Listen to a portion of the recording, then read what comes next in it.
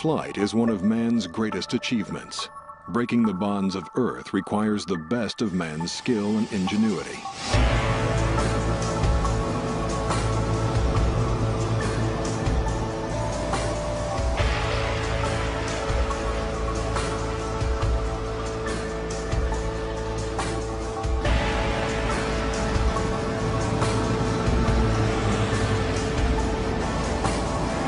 On a planet governed by the laws of gravity, sometimes the best laid plans go bad. When you are in a plane, there is no such thing as a small accident. When it starts hurtling to the ground at terminal velocity and it hits the ground, everything just completely explodes. If you sit and look at it long enough, it shouts volumes at you. That way you can tell which way it is, whether it's coming at you or going away from you. These are stories of those consequences. You know, that's what's left in my fuselage. You can't even tell this is an airplane. And of the men and women who strive to make the skies safer. This is what happens when planes go down. Eli Cornejo is an accident scene investigator for the National Transportation Safety Board. What remains here among the piles of twisted metal in the Mojave Desert is the end result of a not-so-normal day in the Melrose Fairfax district of Hollywood, California.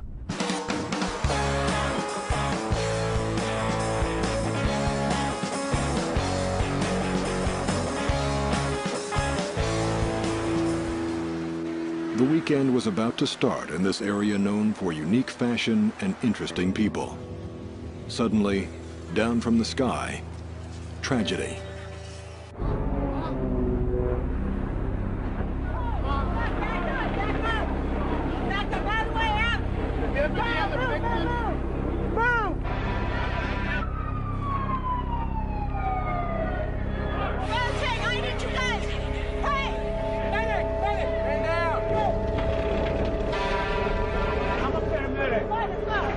With the city still nervous from terrorist alerts, there was no hesitation. Emergency response teams from several agencies are on the scene immediately.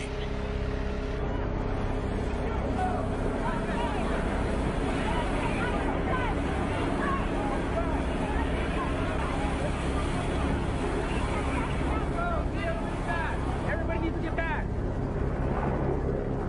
Pick up your stuff and let's go. It's better your safety, and if something happens, we don't know if the thing's gonna blow up or anything.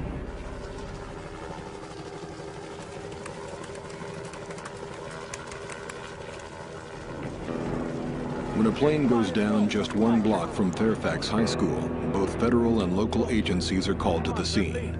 The city is on high alert. Police immediately cordon off the area. We live in such a unique world after 9/11. Security and safety go hand in hand. And in the Fairfax incident, or the accident, we were very concerned as to whether it was a safety issue or a security issue. Is it a safety accident or a terrorist incident? Meet Jack Weiss, Councilman. Jack Weiss, we're glad you're here. How do you do, sir? Glad you guys. Is this your district? It's up to the first NTSB investigator on site to control the situation until the lead investigator assigned to the accident arrives. We'll get to it as quickly as we can. Absolutely. Eli Cornejo has received this assignment. It is now her job to unravel the incident and to begin to gather information as to the probable cause.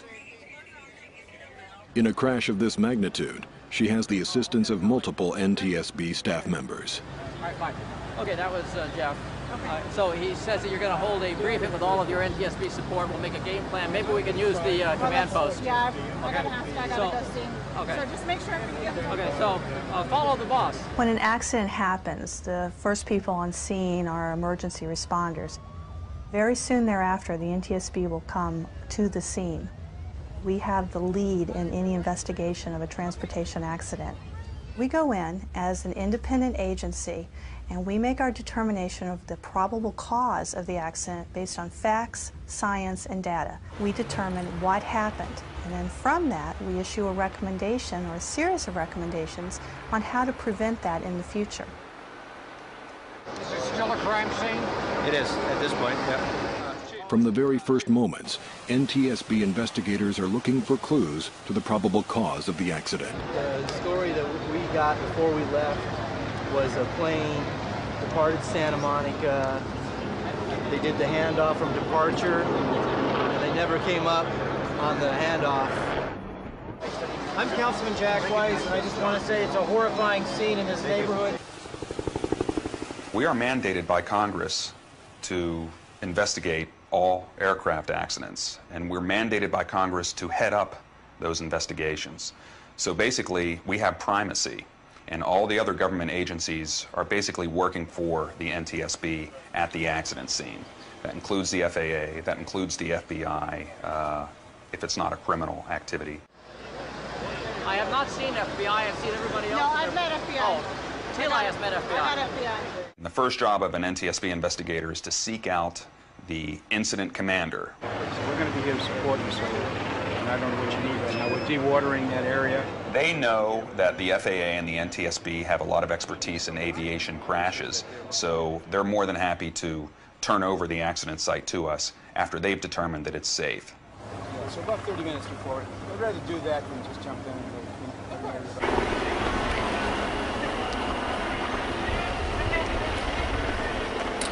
At a high-profile crash site, part of the task the NTSB must face is providing information to the news media who gather. Mr. Pollack, could you determine the angle of descent of the aircraft? I understand from witnesses that the airplane was reportedly in a steep descent. We'll make an assessment as to the manner in which the aircraft will be removed from the structure. As soon as the fire department stabilizes the building from collapse, then the NTSB will, with its resources, attempt to have the aircraft extricated, and we'll be able to do the structural examination. That will not be done today. Can you go ahead and tell me what you guys have up to this point? Well, what we know now is that the aircraft came from Santa Monica Airport. It did depart from there. When a large response is required, the lead investigator calls together officials from both the NTSB and the FAA. 2251. This is a chance to check and cross-check the facts emerging from a confusing day, and to seek further information needed to begin assembling the pieces of this puzzle. Need the radar track, and then any kind of flight service station briefing that he may have received on communication tapes. With night falling and the building still unstable, entering the structure is out of the question. But reviewing the information gathered that day is vital. I have one witness who saw the airplane flying straight and level, said the nose pitched up 90 degrees and the aircraft started climbing. He lost the aircraft in the clouds, and then the next thing he saw was the airplane coming back down in a nose down attitude, headed towards the ground and spinning. The role of the NTSB field investigator is critical to the success of the NTSB mission. They're an amazing combination of an emergency responder, Sherlock Holmes, a forensic investigator, a little bit of an engineer, a little bit of a scientist, and people who are dedicated with their heart and their head and their hands. The next morning, the site of the crash is calm. NTSB focus becomes the removal of the wreckage. We're working on it as fast as we can. This might take a couple days. Who knows? I wanted to, but you know. If it takes a couple days, I need to know because we need to ask them to stay. LAPD maintains that security. Okay. Even in the midst of the most unpleasant phase of the recovery, the NTSB focuses on its tasks, part of which includes media relations. How confident are you, given the conditions here at the building, that you'll be able to piece together the cause of this accident? That's going to be the big question until we can get everything out of the structure and make sure that we have everything that we're going to need. That's yet to be determined. Okay. During the cleanup and removal operation, no clues have surfaced as to the cause of the crash.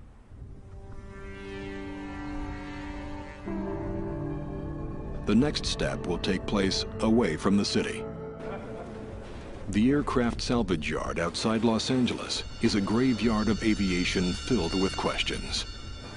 It is here that NTSB investigators must coax important answers from these silent ghosts. Today we're looking at the wreckage from the airplane accident.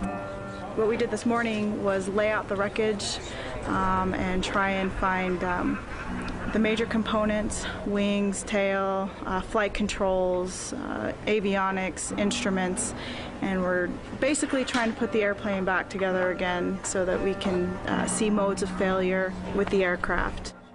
Modes of failure are looked at very carefully when we do the wreckage examination. And what we're looking at is we're looking at the way the pieces separated from one another, whether the fractures are suspicious, what the load paths were in the structure. We're looking at how it bent, how it separated, how it broke. What if we get the engine over to the side here? When NTSB investigators arrive at the scene of the Hollywood crash, they find nothing to indicate its cause. Now, sifting carefully through what remains, they first focus on any clue that might point to a mechanical failure of the aircraft. The engine itself, we're just doing a basic visual inspection of it. We're going to take the spark plugs out. And what we'll do with the engine is go ahead and we'll box it up and send it to Mobile, Alabama, where we'll have a further teardown of the engine under more controlled conditions. In the layout, there was no mechanical issues noted when we did a visual inspection of the engine, which included removing the spark plugs. It was all involved in a fire, but for the most part, everything appeared to be where it was supposed to be. And we have our control system accounted for. Control systems accounted for. You have to look at every piece. You know, how is the seat frame bent? Which way is it bent, or is it all together? You can't even tell this is an airplane from outside perspective. So, you know, that's what's left of my fuselage right there. What you see is what's left. In addition to potential mechanical failures, investigators look at human factors that could have contributed to the accident. So let's look at his logbook and see. After the fact typo. Kind of looks like it, doesn't it? The FAA inspectors, they come out and they help us as well. I didn't know you had the license. Yeah. We don't generate the same type of information that the NTSB does. They'll go and get a probable cause. They'll find out what happened. We do 9 areas of responsibilities that we're looking at to see. And some of those things are like pilot certification, pilot training, maintenance issues. We would possibly pursue an enforcement on people that were involved in the accident. For example, if a part malfunctioned and we go back in time and find out that part was improperly serviced, that might end up becoming a probable cause that the NTSB would cite. But what we'll do is then we'll take action against whatever entity or organization might have had that problem. There's a lot of background work that we're going to have to do. The fact that it came down in a nose-down attitude, it causes a lot of concern because we have to try and find a probable cause as to why it did that.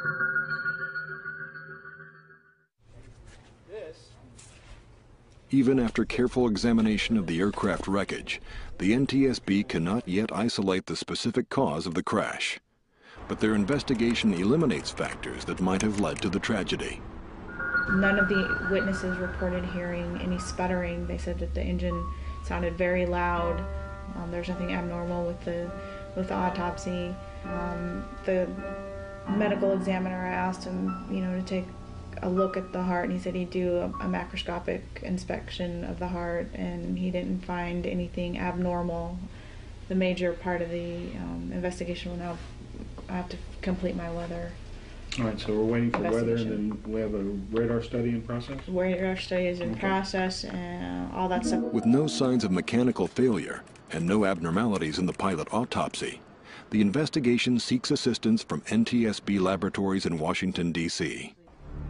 On the Monday following the accident, the investigator in charge needed some air traffic control assistance. So what I did is I asked the FAA and I put in a request for radar data and voice communications. And once I received them, I review them and analyze them and provide the investigator in charge with information regarding air traffic control services.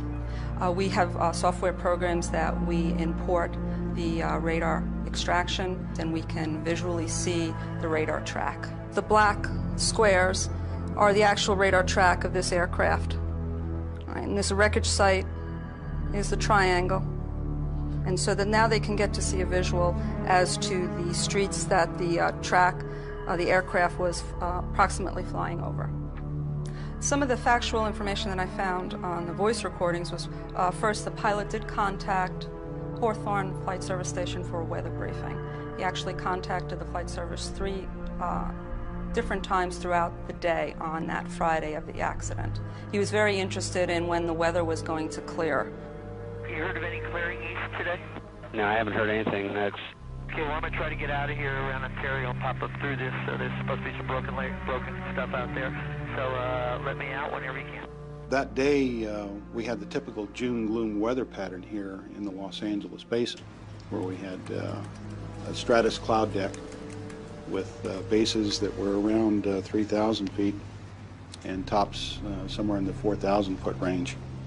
The briefings all indicated that it was marginal VFR and that the clearing was not occurring as quickly as they had anticipated. It was going to happen later on in the day.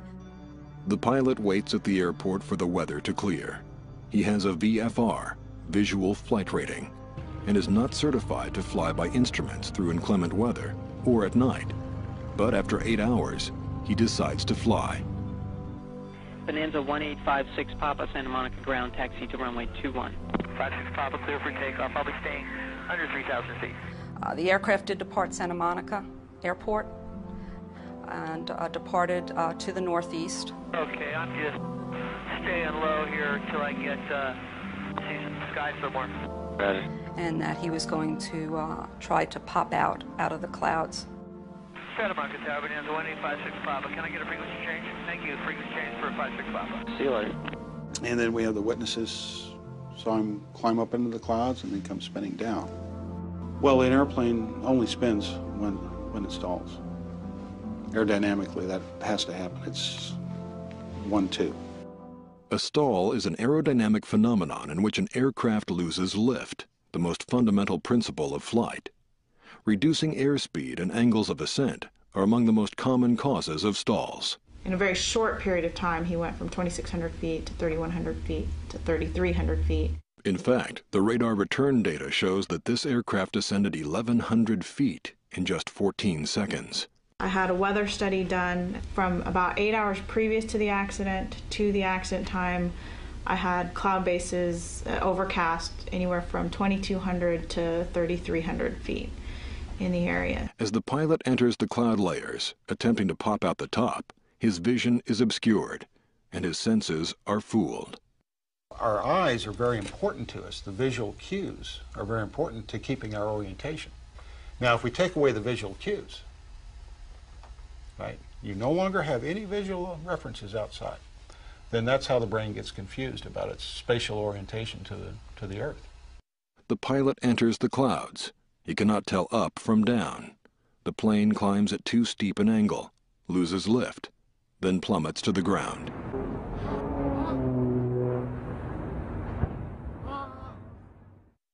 We, as air safety investigators, are responsible for collecting the facts, conditions, and circumstances of the accident. We are considered staff, and we present our findings in terms of facts, conditions, and circumstances to the 5 members of the safety board.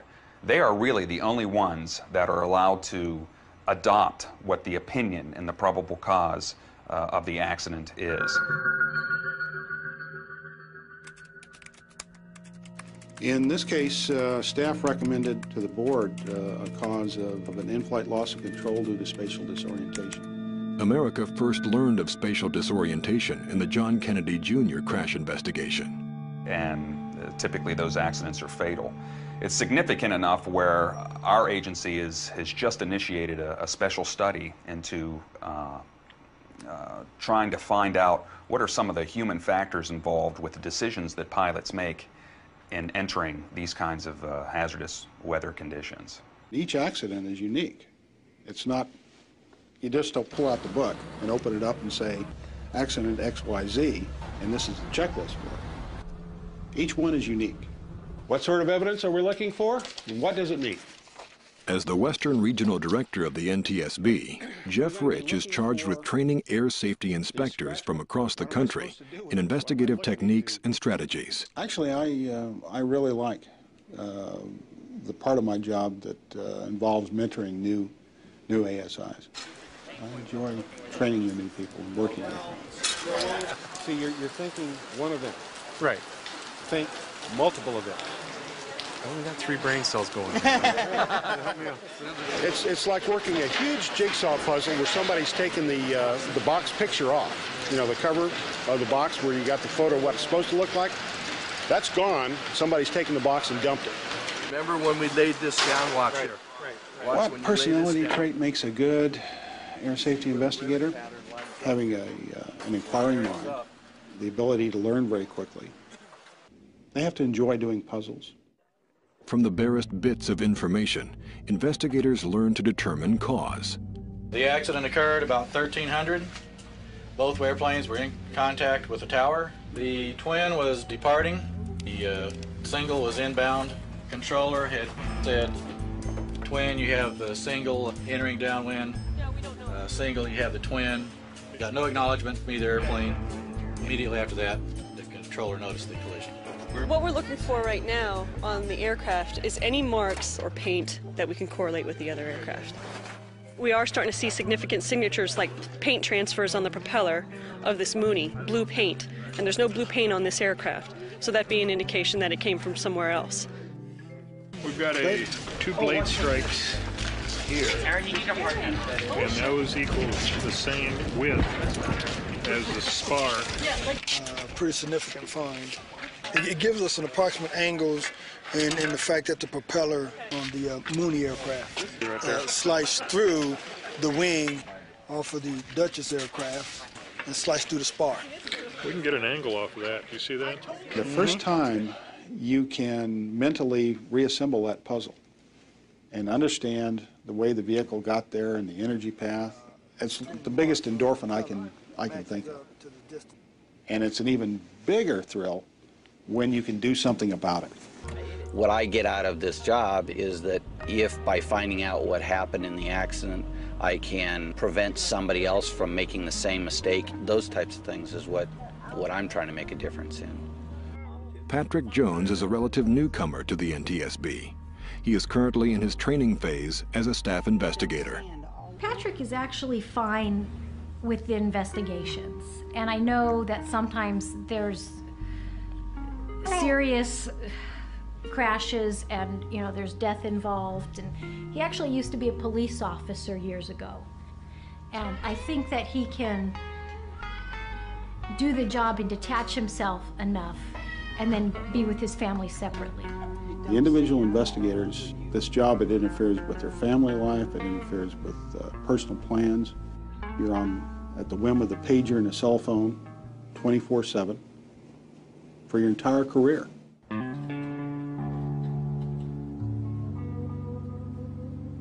This is our communication center. We stood this up back in 1997. It's manned 24 hours a day. A local law enforcement officer will call the NTSB Communication Center here and say, there's been an aircraft accident in my state, in my county. These folks know exactly who is on duty in each of our 10 offices. So the comm center sends a page out. The page is received by the investigator with some basic information about an airplane that crashed in their territory. From there, a dialogue begins. Be upstairs.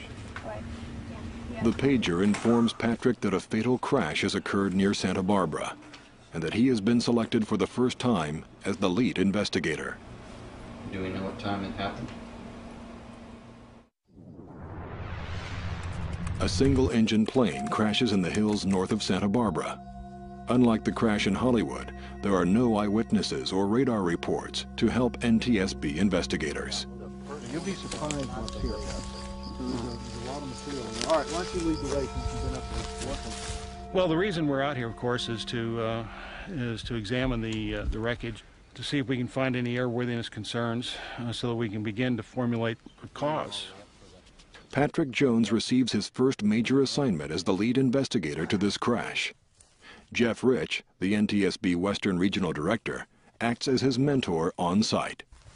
See the big tree? It's got a break up high, yeah. and there's another broken branch that's about mid-level. Well, then all the other stuff is down low. So we had to be in some kind of a banked attitude. Yeah. Okay, now did we have any parts up here? No. Okay.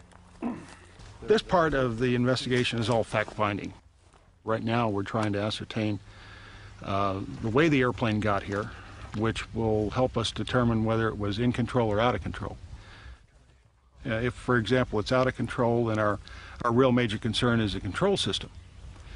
If it appears that the airplane was in control, then our focus becomes more in the power generation area.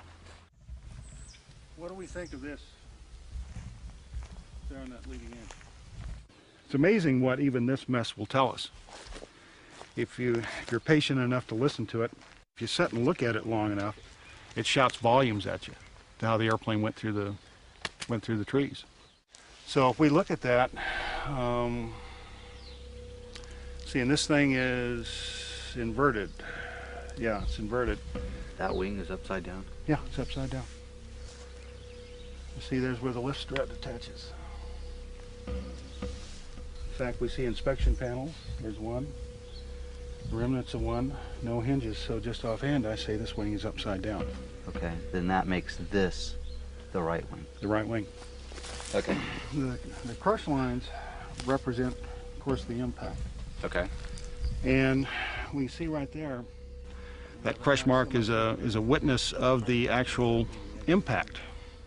And it will tell us exactly the pitch attitude and the roll attitude of the airplane. And in this case, it looks like the airplane was pretty much wings level and in somewhat of a level pitch attitude as well. Why don't we start with these control cables? There's only about 47 to 50 air safety investigators spread across the country. And those 50 investigators are basically charged with investigating nearly 2,000 aircraft accidents a year. Of that 2,000, maybe a third involve fatalities in which we actually launch to the accident site. Want to have an idea where those pulleys are. You want to pay attention to the cable runs in the areas where the pulleys would be. They have to be well versed enough to know what's important and what isn't for the investigation. And then they zero in on that and come up with a proposed probable cause. We know how it went through the initial tree in a controlled attitude. Right now the focus is shifting to some sort of a power issue. We're typically on scene for 2 or 3 days for your general aviation accident. Then the hard part begins. We go back to the office and we begin all of the follow-up investigation. We interview witnesses, we obtain radar data, we collect weather information, we delve into the history of the pilot. The people who I'd interviewed who had flown with him indicated that it was a pretty tight strip to get in and out of. And he had, on previous occasions, scraped wingtips. Good heavens. And this is how wide? It's approximately 50 feet wide. The wingspan's 36. Not a whole lot to play with, is it? No. And our accident site is just down over those bushes, right? Yes. Right off the end. And the distance from the end of the runway to the accident site was? 440 feet. 440 feet, okay. This is the departure end of the runway. The bushes that were shaved off at about wingtip height. Okay, you can see that flat area right there. And that red lens was found? Off to the left. Off to the left of that, okay. Yeah. It was about 181 feet from the departure end of the runway. This is a sideways view, which doesn't help you. There's your red lens. On the left wing at the accident site, the lens was missing, right? Correct.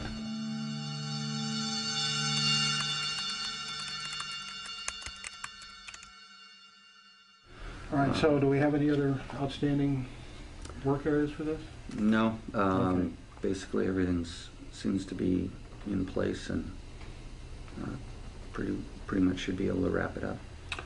Okay, good. When the NTSB investigator is satisfied that he or she has documented the perishable evidence, they'll give the green light to have that wreckage scooped up, and it's taken to typically a sheltered, locked hangar in case there's future examinations required. The NTSB and the FAA want an airplane brought back to a secure area that it's not controlled by the owner or the insurance company or the manufacturer. They want it in an area that's not influenced by any of those parties.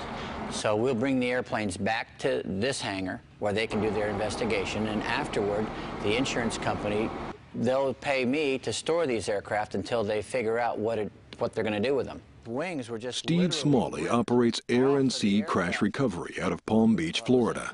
Though his work takes him all over the world, his primary focus is within the southeastern United States and the Caribbean. He works closely with the NTSB. Usually what happens is an airplane will crash in a given area, say in the Everglades, and I'll get a call from an insurance representative, and they'll say, Steve, we've had an accident. You need to get our airplane out of wherever it is. And I'll be on the way to the scene immediately. Okay, where is it?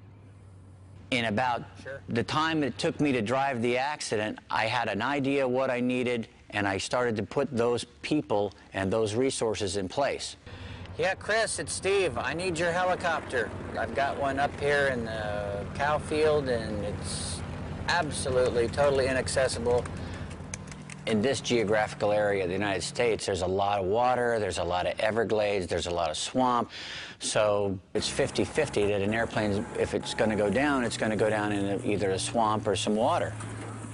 All right, let's, I'm going to go out with the insurance guy. Okay. We'll lace up the wreck, call for the helicopter. That's all we can do. I coordinated with the sheriff's liaison and the fire rescue people, and they took me out to the accident.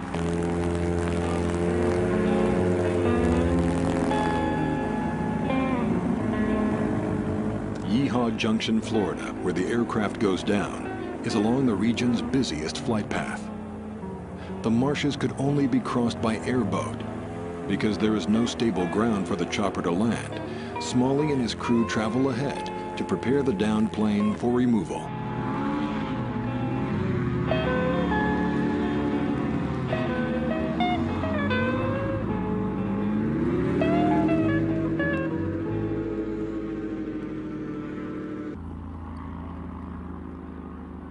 I can only hope that we get everything. What we're going to do is we're going to try to get straps around the large pieces of this fuselage. This piece, whatever we think is going to break away, we're going to put another strap around it.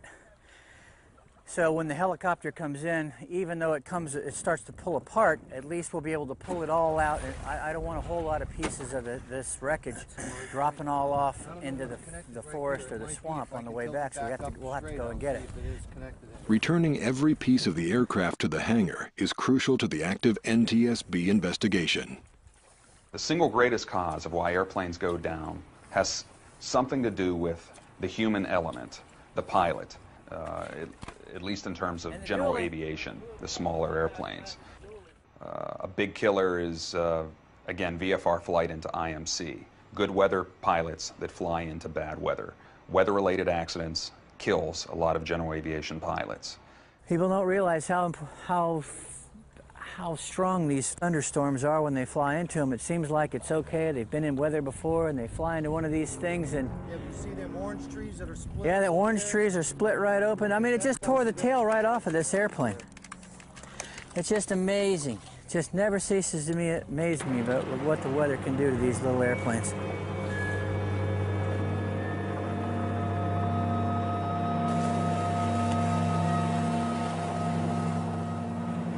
The location of a downed aircraft can make a recovery operation extremely complex. But when a plane is submerged in the Caribbean waters 5 miles from the mainland, the task is daunting.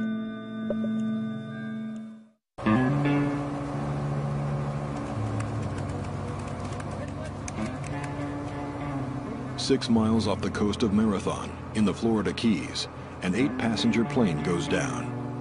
Before the NTSB can continue their investigation, the aircraft must be taken to dry land. So it's really important that we get the airplane from where it is back to the shore without doing any damage to it. On February 20th, pilot Dennis Murphy encounters an in-flight fire. He tries desperately to control it. In the end, he makes a critical decision that saves his life. I decided the best way to put it in the ocean and put the fire out. I was just scared hitting that water, you know. I did my best to slow that airplane down to, as much as possible before hitting that water. Within hours, he is rescued by a passing fisherman and makes it home with only minor injuries. Now the plane sits under 35 feet of water. Tied to that orange buoy. We're going to put all three of these boats together. We're going to raft them side by side, make one big platform. Shark bait Mike will go down first and make sure there's nothing really big down there that can bite us. Get pictures of the airplane. Then the rest of us will go in the water and we'll try to put the straps on it.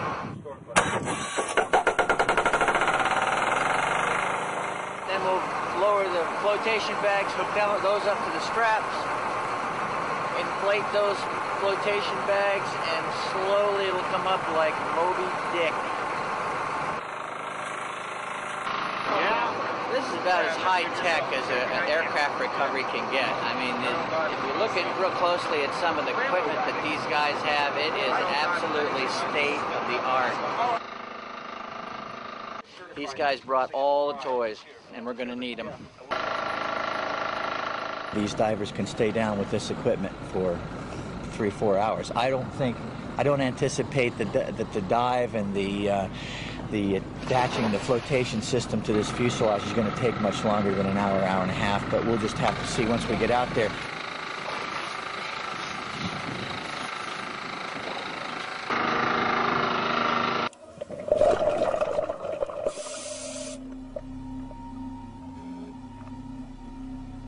First, the wreck is surveyed for stability to ensure the safety of the divers. At the same time, they assess any immediate threats to the delicate marine ecosystem. Small pieces are secured first. Divers talk with the surface crew through modules in their helmets. Their first communications relay information about ocean conditions. They had good visibility, a lot of current that they're fighting. That's going to be a little problem there. One of the engines is completely ripped off the plane, just held on by some cables, and they're trying to secure that engine. Straps are placed on the strongest structural points of the craft, while airbags are prepared. These bags are key in raising the plane from the ocean floor. It takes the utmost effort from all the divers to correctly secure the bags to the straps. The bags must be precisely situated. Once they are secured, it is difficult to change their position. Not only are they used to lift the aircraft, but also to keep it on a level position all the way to shore. Yeah, they're filling up all the airbags now. Get the plane up, hopefully right side up. So we'll see what happens. Care is taken to avoid damage to the structure. This will ensure the best possible condition for NTSB investigators. Bags are inflated slowly and evenly to bring the 4-ton aircraft to neutral buoyancy. One mistake could result in the plane tipping over, or worse, breaking into pieces. With the nose of the aircraft cresting the surface, divers slowly inflate the bags strapped to the tail. As the craft rises, neutral buoyancy is reached. The plane now hovers in the right position just below the surface. People don't realize that you really don't want an airplane this size to float up on top of the water. That's a very big airplane. The wings are 50-some feet. The airplane's probably 42 feet long from nose to tail. As long as it stays underwater, see, it stabilizes itself. It doesn't rock as much as if it was on the surface.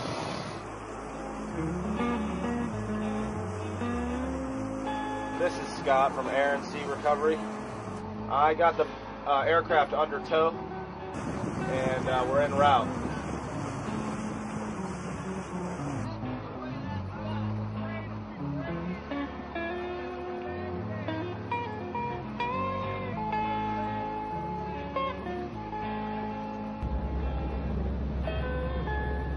As you can see, it's just about sunset, and they're just about to make this turn.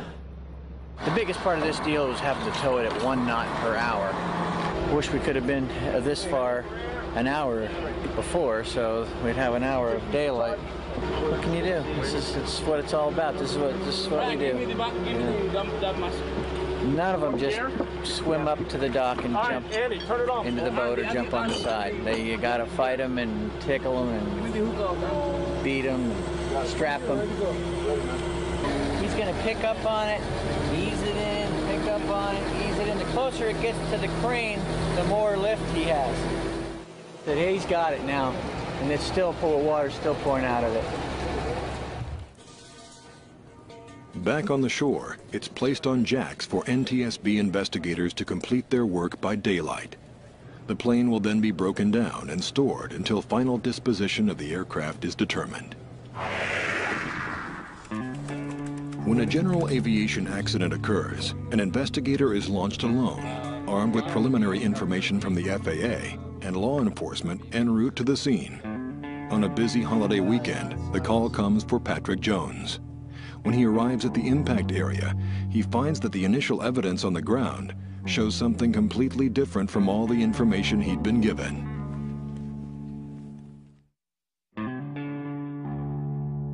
This fatal crash of a vintage aircraft occurred in the Hollywood Hills. The craft impacted at the bottom of a steep ravine, surrounded by multi-million-dollar estates. In such tragic circumstances, NTSB investigator Patrick Jones must simultaneously control access to the accident scene, preserve evidence as best he can, and supervise the retrieval. This time, he is on his own, with no senior investigator at his side.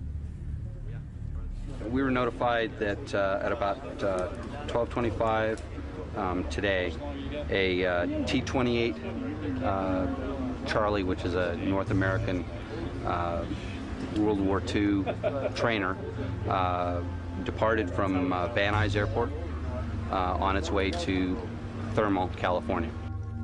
It had not gotten far in the flight when it crashed into this location, which is a pretty deep ravine. We believe that we have 2 persons that were on board, and they were both fatal. The aircraft is pretty well broken up. Not pretty well. It's destroyed. The unusual thing was that the Van Nuys is over here. The impact crater is relatively here, and all of the energy is this way. It's to the north. So the energy is going back towards the airport now. Part of what you're trying to do on scene is determine that all of the aircraft got to the accident scene around the same time. Versus if you're traveling 150 miles an hour and you lose a wing, it's going to be a long ways away from the accident site. Versus if you find all of the pieces, you know, the left wing, the right wing, the rudder, the tail, all the major big pieces in one place, then the aircraft probably was in one piece at the time of the accident. Yeah, I was just thinking underneath, just let it run under there a little bit.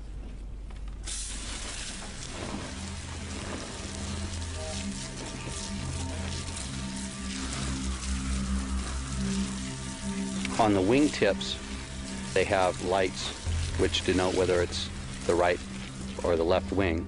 And that way you can tell an airplane coming at you which way it is, whether it's coming at you or going away from you. This is the red lens. That in itself doesn't mean anything, but it's just one more corner of what I'm looking for to make sure that the aircraft all got here at one time. The hard part at this point is going to be getting an idea who it is. Once we get an idea, then we've got a direction to go. If we have no idea who it is, it's you can take a DNA sample and hold it, but you got to have something to compare it to.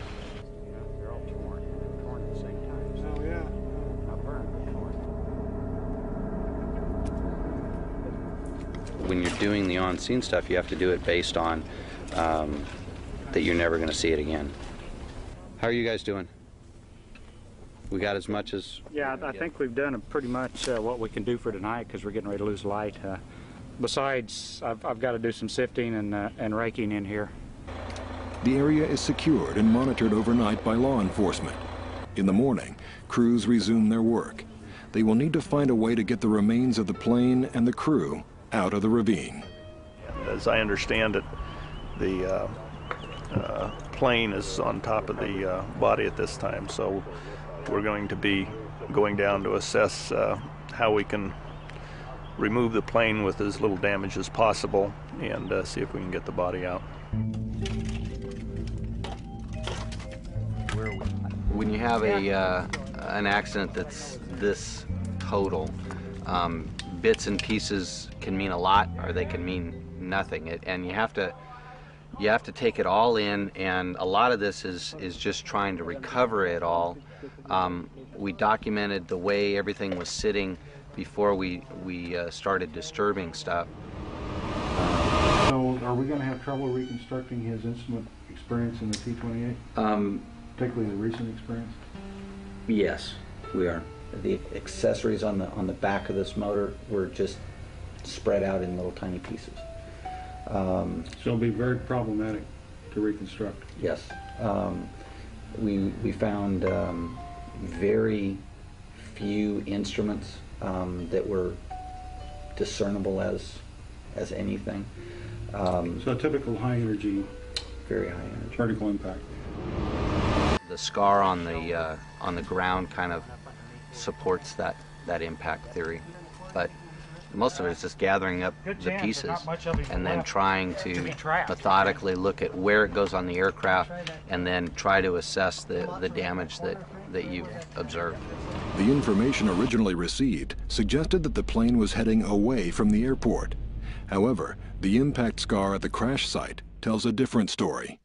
This discrepancy leads investigators to suspect that the pilot was getting incorrect information, either from his instruments or from his own senses. In both the Fairfax crash and in the Mulholland crash, the grunt investigative work, what that did was exclude mechanical or system failures. The only thing left were the anomalies that we see that lead us to believe that a spatial disorientation was involved in both. In this case, the staff recommends to the board in Washington that the crash occurred due to pilot's loss of control. This was brought on by spatial disorientation. A possible factor in this was distraction caused to the pilot in the adjustment of his flight instruments.